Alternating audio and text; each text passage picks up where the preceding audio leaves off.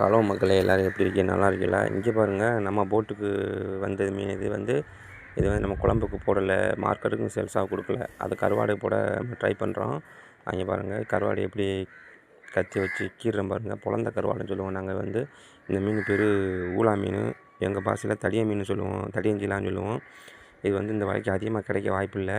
எதையாச்சும் என்னையாச்சும் எப்பாவது வரும், ரேரு. இது பாருங்கள், கருவாடு போட்டால் செம்ம டேஸ்ட்டாக இருக்கும் சாப்பிட்றது. கருவாடு அதை எப்படி க்ளீன் பண்ணி அதை வந்து கருவாடு போடுறோம் பாருங்கள். மண்டெலாம் ரொம்ப ரஃப்பாக இருக்கும். இது சின்ன கத்தி, இந்த கத்தியை வச்சு வெட்டி நம்ம கருவாடு க்ளீன் பண்ணியாச்சு. அந்த குடலுக்கு எல்லாத்தையும் அழுக்கெல்லாம் க்ளீன் பண்ணணும். அதை உடனே நம்ம தண்ணியில் கழுவி அதை வந்து க்ளீன் பண்ணி உப்பு வச்சு அதை ஒரு நாள் வச்சு மொதல் நாள் வச்சு மறுநாள் காய போட்டோம்னா நம்மளுக்கு தேவையான கருவாடு ரெடி ஆயிடும். இதை பாருங்கள்,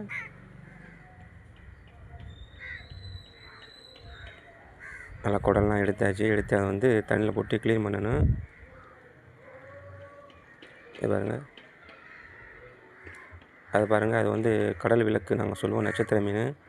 அது வந்துச்சு, உங்களுக்கு கட்டுறதுக்காண்டி எடுத்து வச்சுருந்தேன். தூக்கி கடலில் போட்டேன்.